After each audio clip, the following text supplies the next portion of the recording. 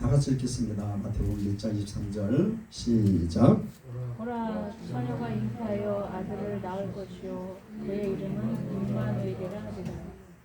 하셨으니 이를 번역한즉 하나님이 우리와 함께 계시다니라. 아멘. 처녀가 잉태하여 아들을 낳을 것인데 그 이름을 임마누엘이라 할 것이다. 이사야 7장 13절에 있는 말씀입니다. 이사야를 통해서 예수님이 이 땅에 오시기 약 700년 전에 살았던 이사야를 통해서 처녀가 잉태해서 아들을 낳을 것이다. 근데 그 아들의 이름이 뭐냐면 임마누엘이라 할 것이다. 정확하게 이름보다 그 의미죠. 그 처녀가 잉태해서 아들을 낳는데 그 아들의 의미가 어떤 의미냐? 하나님이 우리와 함께 하시는 거다. 여러분, 하나님은 태초에 하나님은 인간들과 함께 계셨어요. 아담과 하와와 함께 에덴 동산에 거니셨습니다. 그리고 인간이 죄를 범하면서 하나님과 인간은 완전히 분리됐어요. 왜냐하면 하나님은 거룩하시고 인간들은 죄가 됐기 때문입니다. 하나님은 죄와 인간과 함께 거하실 수가 없습니다. 하나님은 그 거룩하신 분이기 때문에 죄와 함께 거하실 수가 없어요. 그래서 제일 먼저 인간이 죄를 범했을 때 하나님과 분리됐습니다. 그리고 솔로몬이 성전을 짓고 성전 낙성식에서 이스라엘 백성들과 함께 하나님께 예배할 때 하나님께서 그곳에 솔로몬 성전에 임재하셨어요. 하나님께서 하늘에 계셨던 하나님, 인간과 완전히 분리됐던 하나님이 인간과 함께 하시려고 인간 세상에 임재하셨습니다. 그런데 거기 말씀에 보면 정확하게는 하나님이 성령으로 임하셨는데, 하나님이 신으로 임하셨는데 거기서 무엇을 두느냐? 하나님의 이름을 둔다 하셨어요. 그 성전은 하나님의 이름을 둔다 하셨어요. 그리고 그 성전, 하나님께서 임재하셨던 그 하나님의 성전은 이스라엘이 멸망하면서 다 파괴됐습니다. 바벨론에 의해서 이스라엘이 멸망할 때 그 성전은 돌 하나도 돌 위에 남지 않았어요. 왜 그랬을까요? 거기는 금 캐가려고. 성전은 금을 다 입혀놨었거든요. 그러니까 금 캐가려고 돌 하나하나마다 다 들춰내면서 금을 완전히 긁어낸 거예요. 그래서 돌 하나도 돌 위에 남지 않았습니다. 예수님의 예언이었습니다. 그리고 어쨌든 성전이 이렇게 무너진 다음에 이스라엘 백성들이 포로돼서 바벨론에 잡혀갔다가 이제 그들이 하나님의 은혜 가운데 고토로 돌아왔죠. 고토로 돌아와서 지은 성전이 수룹바벨 성전입니다. 수룹바벨에 의해서 성전이 세워졌어요. 다시. 근데 이 성전이 굉장히 초라했습니다. 성경에 보면 느헤미야나 이스라엘 보면 거기에 하나님이 임재하셨다 그런 얘기는 없습니다. 어쨌든 그러나 이스라엘 백성들 하나님의 성전을 다시 세웠어요. 하나님께 임재하셨겠죠. 하나님께서 말씀하셨으니까 성전을 세우라고. 그리고 이 성전이 얼마나 초라했으면 이스라엘 백성들이 마음이 아파서 울었다 했습니다. 솔로몬이 세웠던 성전보다 너무나 초라했던 거예요. 그 이후에 헤롯 대왕이 백성들의 마음을 얻기 위해서 이 성전을 개축을 합니다. 정개축을 해서 화려하게 꾸며요. 그래서 예수님이 이 땅에 오실 때 헤롯이 그 성전을 다시 화려하게 꾸며 놔서 제자들도 얘기했습니다. 주님, 선생님이 성전을 좀 보십시오. 얼마나 아름다운가. 그 성전도 다 무너졌습니다. 어쨌든 하나님께서 성전에 임하셨어요. 그리고 성전에 임하셨던 하나님께서 그 성전이 무너지면서 다시 하나님의 이름이 거두어지신 거죠. 땅에서. 그리고 하나님이 직접 이 땅에 오셨습니다. 하나님이 직접 이 땅에 오셨는데 그 이름이 임마누엘이에요. 하늘에 계시던 하나님께서 인간의 모습으로 이 땅에 오셨습니다. 여러분, 예수님은 그리스도세요. 그리스도는 우리의 구원자라는 의미잖아요. 예수님을 누구라 합니까? 그러면 아주 드물게 사람들이 그리스도요 그러거든요. 맞습니다. 예수는 하나님의 아들이시고 그분은 그리스도세요. 구원자죠. 하나님께서 그 아들을 왜 이 땅에 보내셨을까? 구원하시려고, 인간을 구원하시려고. 우리가 어렸을 때 세계사를 배울 때 세계 3대 종교를 이렇게 배울 때요, 제일 먼저 뭐가 나왔냐면 그리스도교가 나왔어요. 그리스도교. 그리고 마호메트교. 그리고 불교. 이렇게 배웠습니다. 우리 학교 다닐 때는. 근데 어느 순간 이렇게 봤더니 그리스도교가 기독교가 됐더라고요. 마호메트교는 이슬람이 됐고. 아니 뭐 다른 종교는 그렇다 치고. 그래서 저도 그게 아무 생각 없이 그냥 우리는 기독교구나. 기독교구나. 그리스도교가 왜 기독교가 됐을까요? 우리 배울 땐 그리스도교를 했어요. 3대 종교가 그리스도교, 마호메트교, 불교였어요. 근데 왜 기독교가 됐을까요? 저는 어쩌면 이 그리스도교, 저는 그리스도교가 맞아요. 대한 예수교 그런데 예수교가 맞습니다. 예수를 따른 자들이니까, 그리스도를 따른 자들이니까. 그런데 이것이 기독교라고 이름이 바뀌면서 저는 서서히 이 그리스도에 대한 믿음이 변질되고 변개됐다고 생각해요. 여러분, 그리스도교가 왜 기독교가 됐느냐? 그리스도를 한자로 표기를 하다 보니까 이 한자는 그리스도로 표현할 수가 없습니다. 우리 한글은 얼마나 좋아요. 그리스도는 그리스도.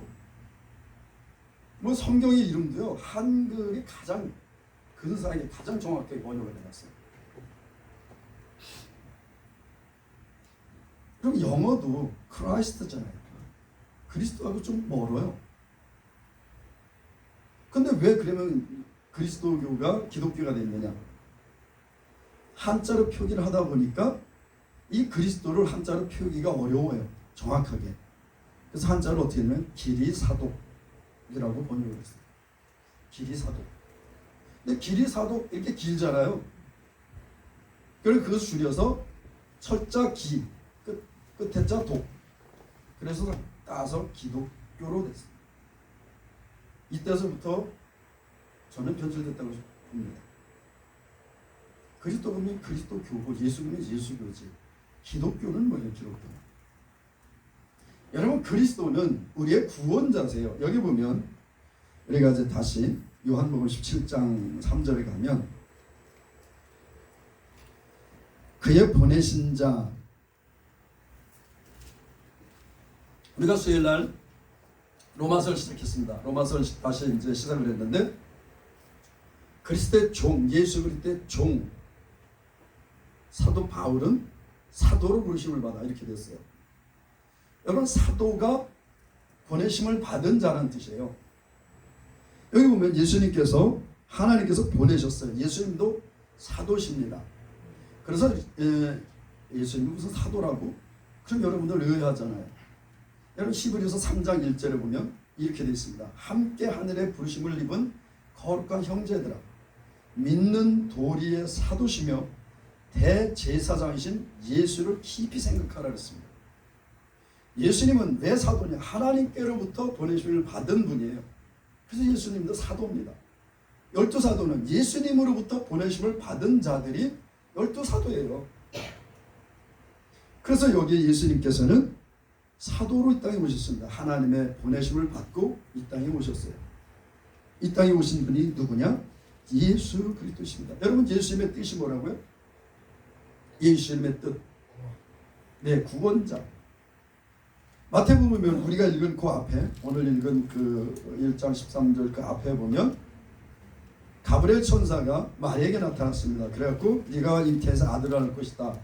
아니 요셉에게 나타나서 네 정혼한 여인 마리아가 잉태해서 아들을 낳을 것인데 그 아들을 낳으면 그 이름을 예수라고 이름을 져라. 왜냐하면 이는 자기 백성을 저희 주에서 구원할 자이기 때문에 예수라고 이름을 지어라. 오늘 예수 이름이 성경에 많이 나옵니다. 여호수아 같은 이름이에요. 하나님은 구원이시다. 호세아 같은 이름입니다. 하나님은 구원이시다. 예수, 자백성 저희 중 구원할 자, 구원자 다 같은 의미의 이름입니다. 우리가 표기를 달해야 할 뿐이지. 하나님은 세상을 구원하시기 위해서 아들을 보내셨어요. 그럼 세상은 그러면 저주 가운데 있었느냐? 심판 가운데 있었죠. 심판 가운데 있었죠. 하나님의 저주 가운데 있었습니다. 이스라엘 백성들이 아담을 통해서 탄생된 여인 하와가 생명나무의 선악을 알게 하는 나무의 실과를 따먹음과 동시에 죄인이 됐습니다.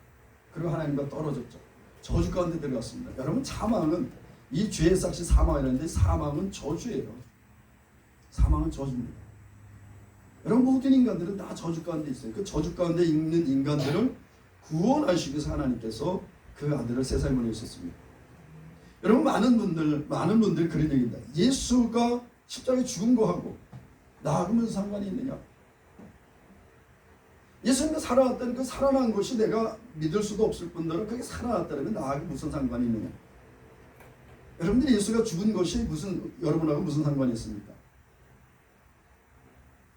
예수님이 부활한 것이 여러분하고 무슨 관계가 있어요?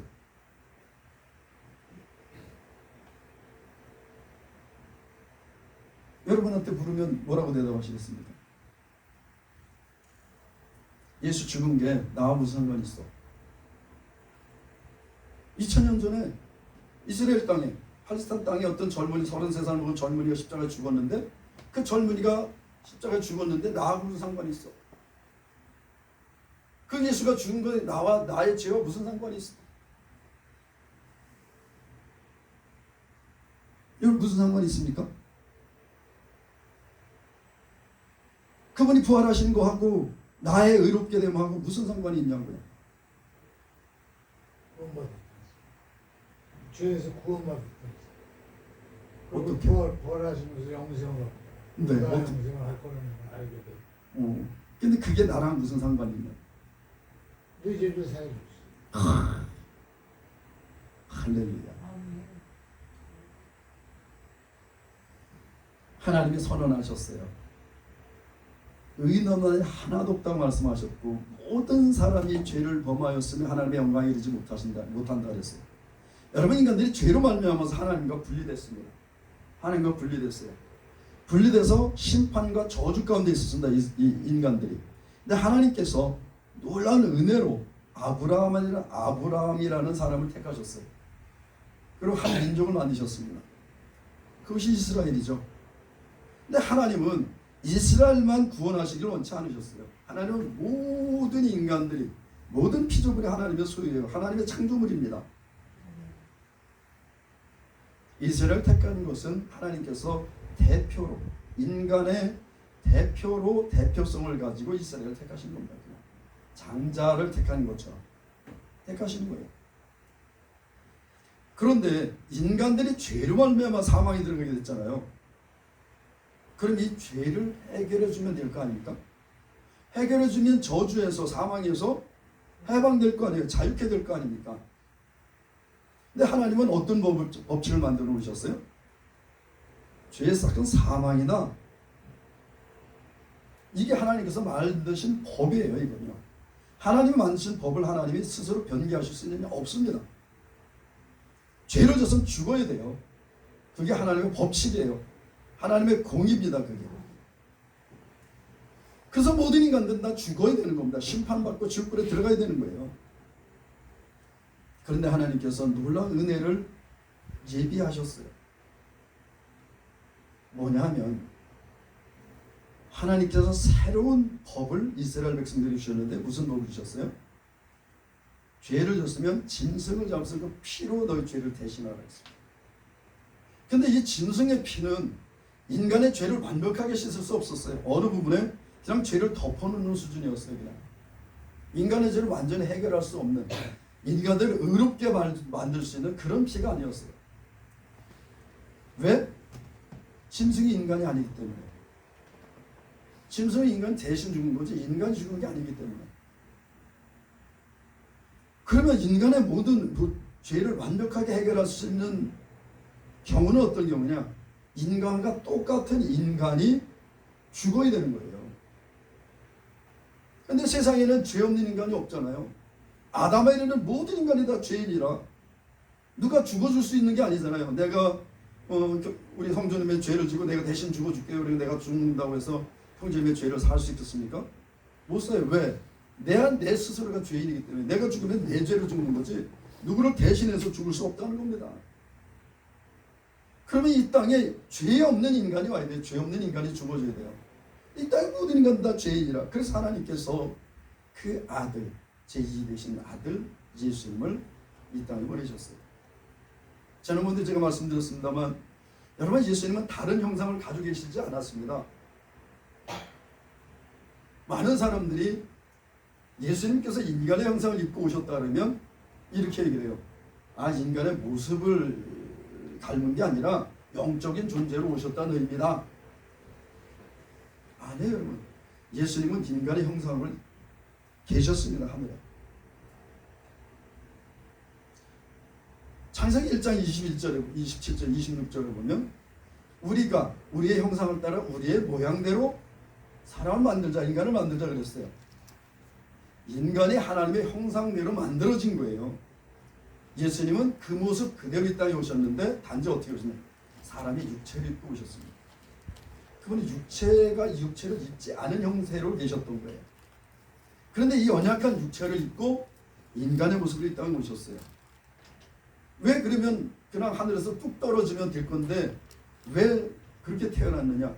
인간인 하나님께서 그렇게 창조하셨기 때문에 나고 자라고 늙고 죽게 만들어주셨기 때문에 하나님은 하나님이 만드신 법을 그대로 정확하게 이루셔야 됐어요. 여러분 이 땅에 오셔서 예수님 이 땅에 오셔서요. 예수님도 8일 만에 할례를 받으셨습니다. 율법을 다 지키셨어요. 왜?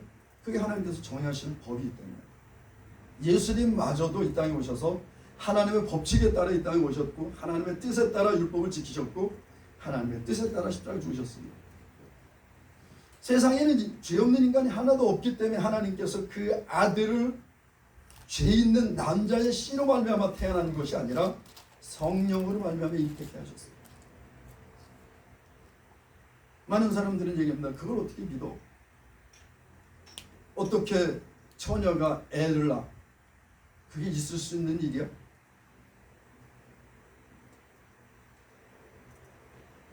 인간이 생각하면 불가능한 겁니다. 여러분 그러나 하나님은 태초에 천지를 창조하실 때 아무것도 없는 곳에 천지를 창조하셨어요.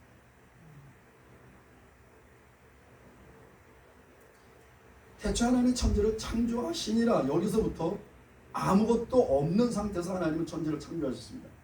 하나님이 말씀하시면 그대로 있어요. 해? 하나님께서 낮에 궁창에 큰 광명이 있어라 말씀하시니까 낮에 궁창에 공중에 큰 광명이 있게 됐어요. 많은 사람들 얘기합니다. 많은 사람들 얘기해요. 이 우주에 보면 우리 태양과 같은 이 은하계들이 얼마나 많은지 모른다. 거기 생명체가 살지도 모른다. 여러분 거기 생명체가 있을까요? 있을까요? 저는 단연컨대 없습니다. 만약에 생명체가 있다면 저는 하나님 안 믿습니다. 그러면 그 사람들이 얘기하는 생명체 만든 거예요. 지금 미국에서 그 어떤 우주선 하나 보냈지 않습니까? 우주를 향해서 보냈어요. 지금 태양계도 다 못 벗어났지만 그게 끝까지 간다 그래도 없을 겁니다. 왜? 하나님 창조하지 않으셨으니까. 유일하게 지구라는 땅을 하나 선택하셔서 하나님께서 이곳에 인간들이 살 수 있는 나무와 모든 조건들을 만들어 놓으시고 이곳에 인간을 만드셨어요. 그리고 하나님은 그 타락한 인간들을 다시 구원하시기 위해서 그 아들까지 이 땅에 보내셨습니다. 여러분 모든 것들은 하나님께서 인간들을 위해서 창조하신 거예요. 모든 것을 만들어 놓으시고 그래요. 하드웨어 요즘에 컴퓨터 뭐 하드웨어 뭐 소프트웨어 하잖아요. 하드웨어 소프트웨어에서 다 만들어 놓고 거기다가 깔는 거예요. 목적을 넣는 거죠. 내각을 만든 목적을. 하나님은 천지를 창조하셨고 그곳에 인간들을 두기를 원하셨습니다. 근데 인간들이 하나님을 죄로 말면서 하나님을 떠났어요. 하나님은 그럼 실패자냐?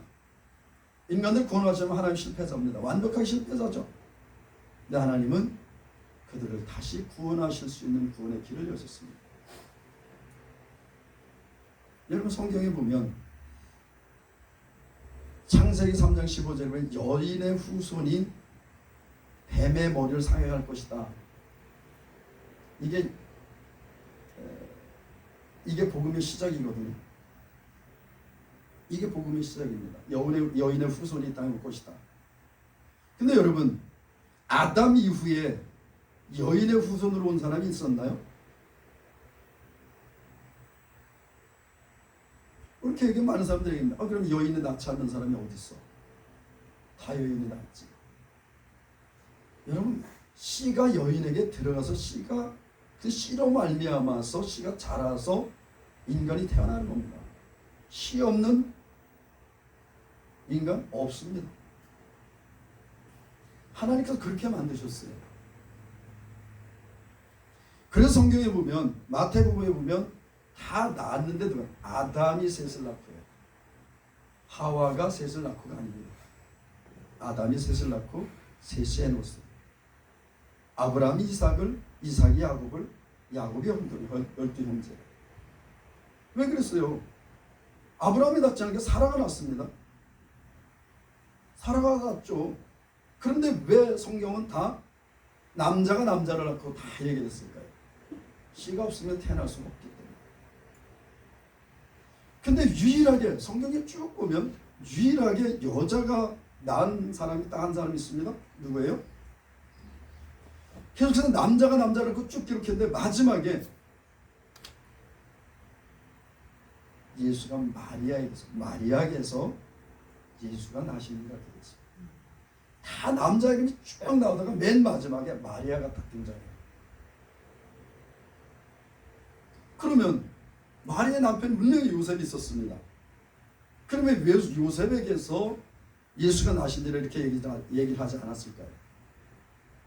그 씨로 말미암아 태어난 것이 아니기 때문에 마태복음에 보면 성령이 내게 임하시고 그 성령으로 말미암아 네가 잉태케 될 것이다. 천지를 창조하신 하나님께서 여인에게서 사람을 하나로 태어나게 하시는 것이 어렵겠습니까? 일도 아닙니다. 이건요. 무에서 이 모든 것들을 창조하신 하나님께서 여인에게서 사람 하나 태어나게 하는 것 일도 아니죠. 성령을 입히시고 성령으로 말미암아 마리아에게서 세상의 구주이신 예수가 나게 하신 겁니다. 그 예수님 이 땅에 오셔서 세상의 모든 인간들의 죄를 지고 그분은 우리를 대속하시고 우리 대신 십자가에 죽으셨어요. 그래서 예수가 구원자입니다. 예수와 나와 무슨 상관이냐? 내 죄를 지고 그 예수가 십자가에 죽으셨기 때문에 내가 죽어야 할 그 자리에 내가 짊어져야 할 죄의 짐을 지고 하나님의 아들 예수님이 그곳에서 죽으셨기 때문에 예수님의 죽으심은 나와 직접적인 관련이에요. 왜? 내 죄를 지고 죽으신 거예요. 예수님의 부활은 여러분 예수님의 부활은 많은 사람들이 얘기합니다. 예수님의 부활과 나와 무슨 상관이 있느냐? 예수님의 부활은 어떤 의미냐? 죄가 해결됐다는 확증입니다. 예수님의 부활은 확증이에요. 예수님의 부활이 어떤 확증이에요? 죄의 삭시 사망이에요. 예수님은 우리의 죄를 지고 사망 가운데 들어가셨습니다. 우리의 죄를 대신 짊어지시는 거예요. 그러면 예수님이 죄를 해결하지 못하셨다. 아직까지도 죄를 해결하고 계시는 중이다. 그러면 사망 가운데 매여 계셔야 됩니다. 예수님이 사망에서 다시 나오셨다는 것은 우리 인간들의 죄를 해결했다는 거예요. 그렇기 때문에 사망에서 나오실 수 있는 겁니다. 여러분 이런 거예요. 내가 죄를 보면서 재판을 받았어요. 그래. 그 죄의 값이 사망이야. 아니 죄의 값이 내가 죄를 졌는데 죄의 값이 징역 5년이야. 재판을 받았는데 판사가 선고하겠죠? 징역 5년. 물론 우리나라는 뛰들이지는 않습니다. 징역 5년을 선고를 했어요. 그러면 제가 감옥에 들어갑니다. 죄값을 치러야 돼요. 그래야 나와요. 여러분 5년 지나면 감옥에서 저를 묶어놓을 수 있을까요? 못 묶어놔요. 5년 지나면 내놔야 됩니다. 왜? 내 죄값이 치러졌기 때문에, 해결됐기 때문에. 5년 지나면 감옥에서 나와야 돼요. 더 있으라도 있을 수 없습니다. 예수님이 사망 가운데서 나오셨다는 것은 인간의 죄를 완벽하게 해결하셨다는 것, 죄값을 치르셨다는 겁니다. 이제는. 그렇기 때문에 예수님은 사망에서 나오실 수 있었던 거예요. 그래서 로마서 4장 25절은 예수는 우리 범죄함 때문에 내어줌이 됐어. 어디에? 사망 가운데, 죽음 가운데 내어줌이 됐습니다. 그리고 우리를 의롭다 하시고 살아나셨는데, 예수님의 살아나는 것은 인간의 죄가 확실히 해결받았다는 확증이에요. 선언입니다. 이건. 그래서 여러분 요한복음 1장에 보면 그가 살아나셔서 하나님의 아들로 인정되셨다 그랬어요.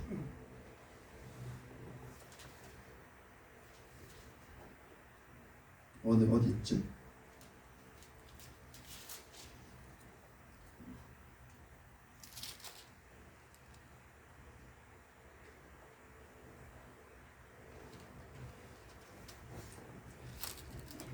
요한복음이 아닌가? 여러분 찾아보세요. 이거 찾아봐야 됩니다.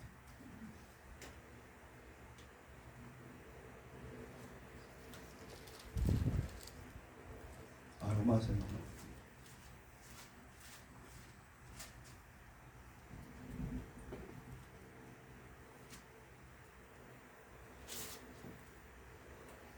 로마서 1장 4절. 로마서 1장 4절에 보면 성결의 영으로는 죽은 자 가운데서 부활하여 능력으로 하나님의 아들로 인정되셨으니 이렇게 됐습니다. 이 인정은 인정되셨다는 것은 그렇지 않았는데 살아남으로 말미암아 하나님의 아들로 인정이 됐냐? 세상으로도 인정되셨겠죠. 선포된 겁니다. 하나님의 아들이시다는 것이 확증이 되는 거예요. 여러분 모든 인간 다 죽고 그 다음에 끝입니다. 유일하게 죽었다가 다시 사망에서 나오신 분은 오직 예수 그리스도 한 분이세요.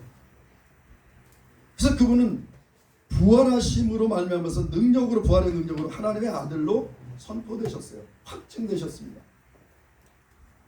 그분이 누구냐? 곧 우리 주 예수 그리스도라는 겁니다. 그래서 예수님은 우리의 구주가 되신 거예요. 우리의 구원의 주인이 되셨다는 겁니다. 하나님께서 네가 만일 네 입으로 예수를 주로 시인하고 하나님께서 그를 죽은 자가 살리신 거예요. 그럼 예수님은 그냥 살아나셨느냐? 하나님이 살리셨다는 겁니다. 죄의 심판도 하나님께서 해결하시고 죄를 해결하신 것도 하나님이세요. 그럼 예수님은 왜 살아나실 수 있었느냐? 인간의 죄를 갚았기 때문에, 죄값을 치렀기 때문에 죽음으로 하나님은 거기서 살리시는 거예요. 죄값을 해결하시고 확정하시기 위해서 예수님을 다시 살리신 겁니다. 여러분 영생은 유일하신 참 하나님, 하나님이 사람들을 얘기하는 하나님이 많아요. 이 신도 있고 저 신도 있고 그래요.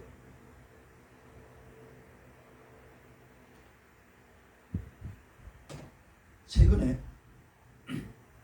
어머니 하나님이 나타났어요. 어디 나타났습니까? 네, 하나님의 교회에 어머니 하나님이 나타났습니다.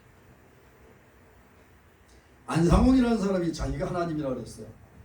이들이 처음에는요, 예수 믿으세요 그러면 난 예수 안 믿습니다. 그럼 누구 믿어요? 저는 안상홍 하나님 믿습니다. 이렇게 얘기했어요. 그들이. 분명히 그들이 입으로 얘기했습니다. 예수 믿으세요. 저는 예수님 안 믿습니다. 누구 믿습니까? 하나님의 교회는. 전 안상홍 하나님 믿습니다.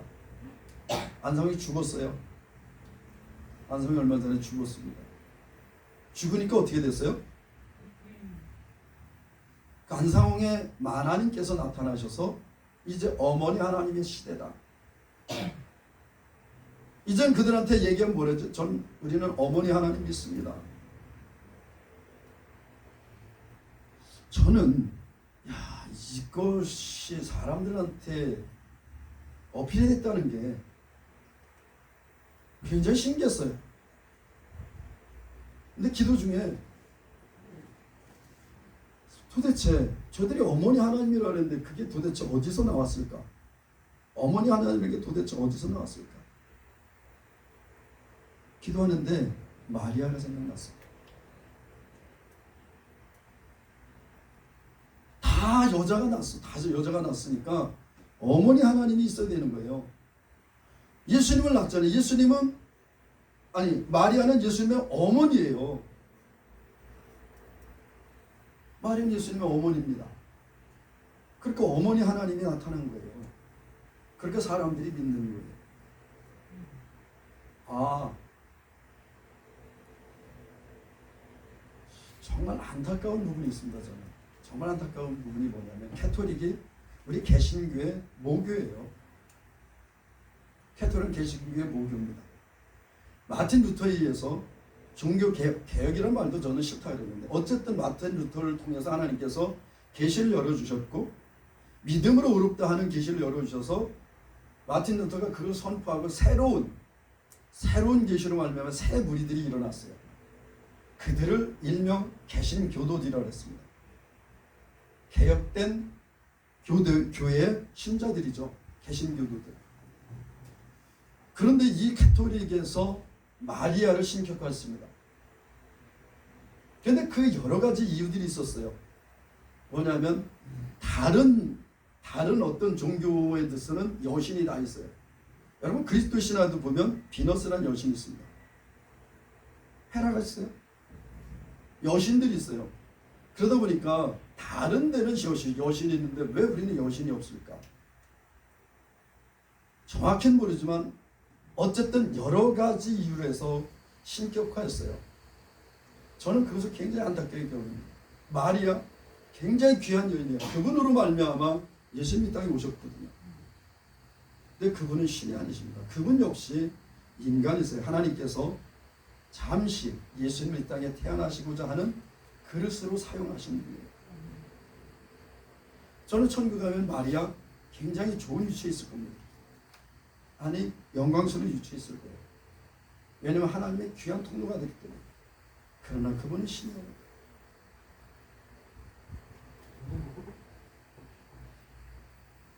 이 어머니 하나님이 등장한 것도 어쩌면 내가 그 하나님의 교회에 들어가서 그 어머니 하나님이라고 주장하는 장길자가 어떤 이유를 가지고 자기가 어머니 하나님이라고 하는지는 모르지만 장길자 안에 어떤 생각이 있었을까? 예수를 낳은 것이 말이 아니야. 어머니가 낳았잖아요.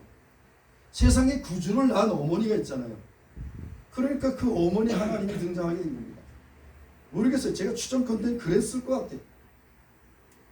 그러니까 사람들이 어머니 하나님으로도 믿는 거예요. 그걸 따르는 겁니다. 사람들이 어필이 되는 거예요. 이게.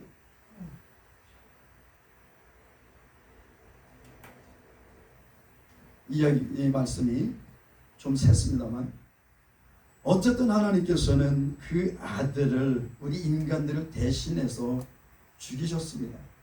가장 처참하게. 여러분 인간의 죄가 얼마나 많아요. 다양하고 얼마나 끔찍하고 패역한 죄들이 많습니다. 그 죄를 예수님께 전가시키니까 가장 처참하게 죽으실 수밖에 없었어요. 여러분 예수님이 죽으실 때 어떻게 죽으셨다고요? 머리에 가시면류관을 쓰셨습니다. 가시나무로 엮은 면류관을 머리에다 눌러 씌우셨어요. 여러분 가시 이렇게 찔리면 피가 납니다. 이게 피가.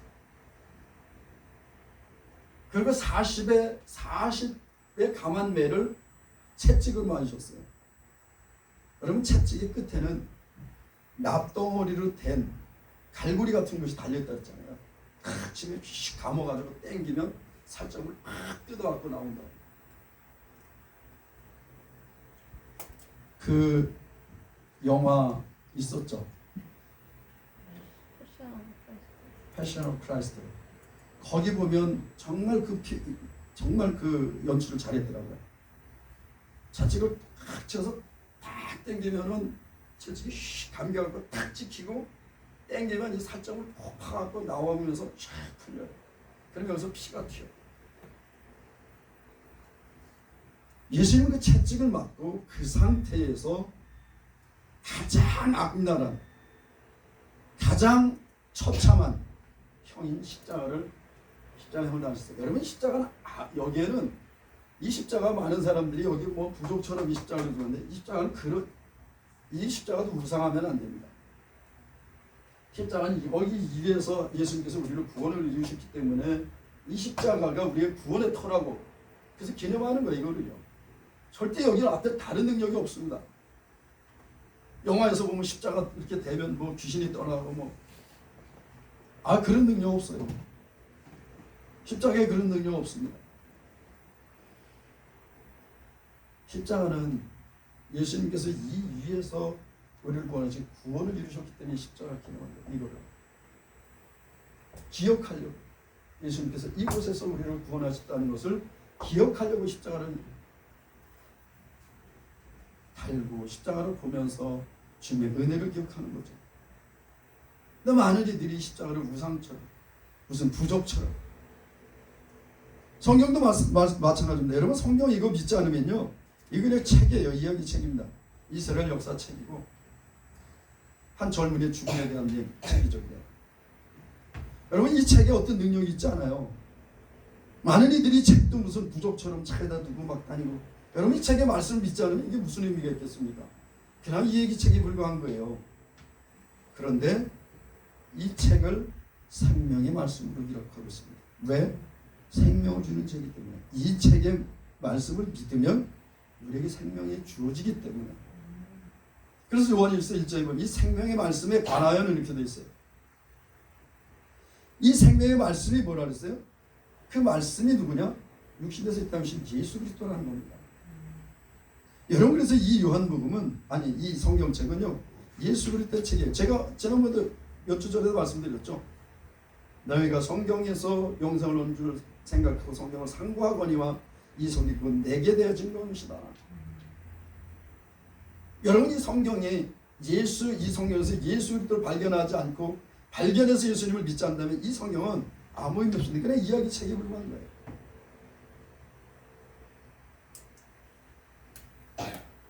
하나님은 우리를 구원하시기 위해서, 우리에게 영원한 생명을 주시기 위해서 그 아들을 세상에 보내셨습니다.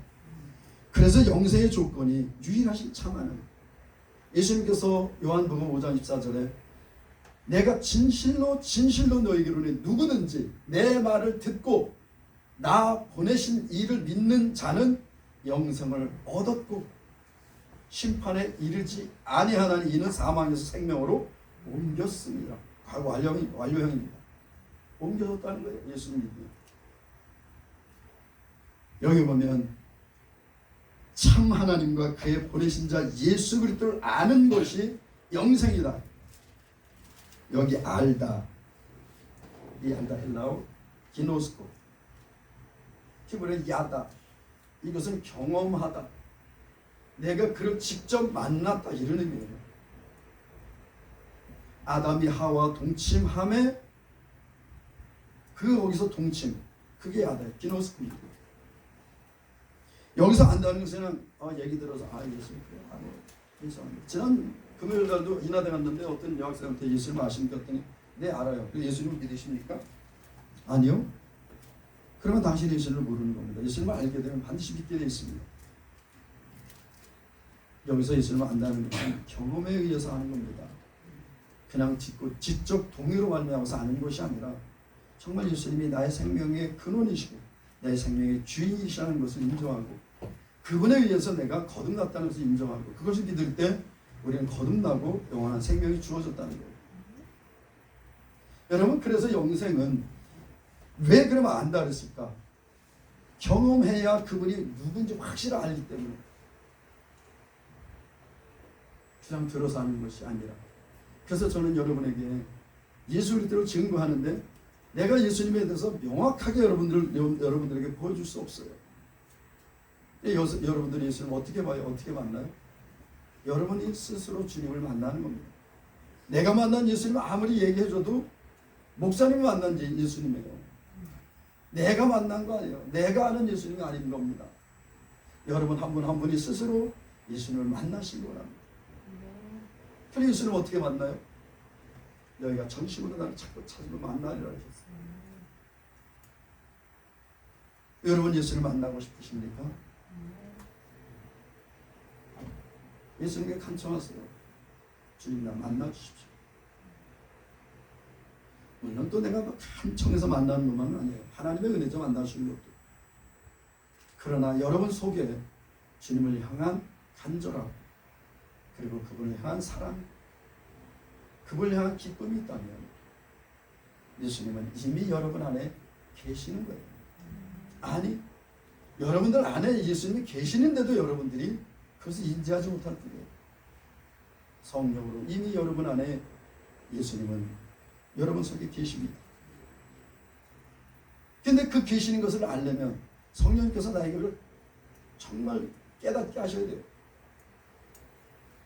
이미 여러분 안에 성령이 계신데도 불구하고 하나님이 와 계신데도 불구하고 그걸 모른다는 겁니다. 이게 안타까운 문제. 내 안에 성령님이 언제 계시는지 날 모르겠어요. 여러분 예수님을 구주로 영접했잖아요. 그 성령이 안에 우선 예수를 주라 시인한 적 없다 그랬어요. 이게 여러분 안에 성령님이 계신다는 확증이에요. 아, 나 안에 성령님이 계신지 안 계신지 나도 모르겠습니다. 아, 목사님은 내 안에 성령이 계시다 그랬는데 성령이 계신지 안 계신지 나도 모르겠어요. 아니 나도 모르는 성령이 언제 내 안에 오셨습니까? 그래서 하나님 말씀하신 거예요. 성령이 아니고서는 그리스도를 주시라 자 없느니라. 여러분 여기 계신 모든 분들 예수님이 나의 주인 나의 구원자를 고백하셨잖아요. 목사님이 하라서 했죠. 절대 아닙니다. 내가 믿지 않으면 절대 할 수 없어요. 나는 지금도 얘기지만 우리 인석 형제님이 처음에 여기 데려오신 분이 김대식이라는 분이었어요. 우리 형제님의 후배라고 친구라는데 보통은 다 이렇게 복음 전하고 그러면 영접을 해요. 그런데 그분은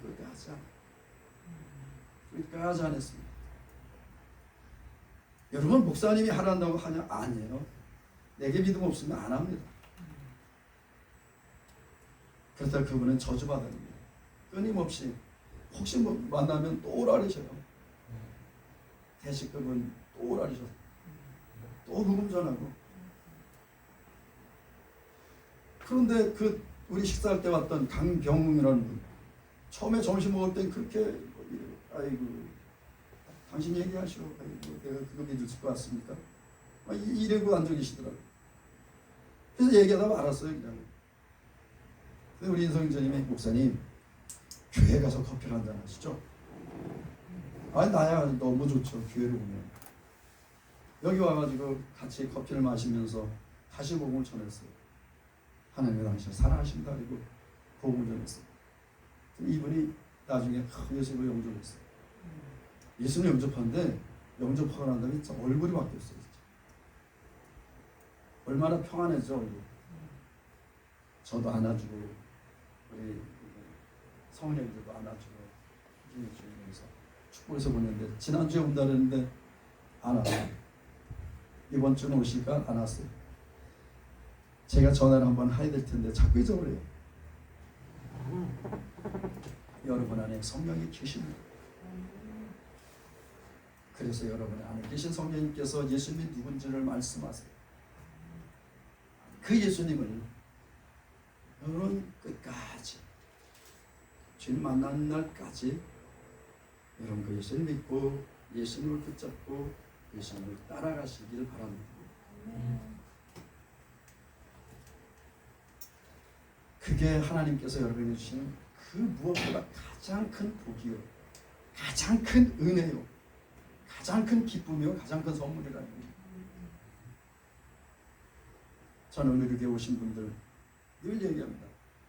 강병훈 그분도 마찬가지고 대식 그분도 마찬가지고 우리에게 어떤 모든 분들을 저는 천국에서 뵙기로 합니다. 저는 그게 딱 한 가지 소원입니다. 정말 나에게 정말 네 소원이 뭐냐고 본다면 우리 교회 왔던 모든 분들이 다 천국에서 만나는 겁니다. 아니 어쩌면 나를 아는 모든 분들이 천국에서 만나면 더 좋겠죠. 그러나 어쨌든 하나님께서 나에게 만나게 하시고 어떤 영혼들을 모두가 다 천국에서 만나길 원합니다.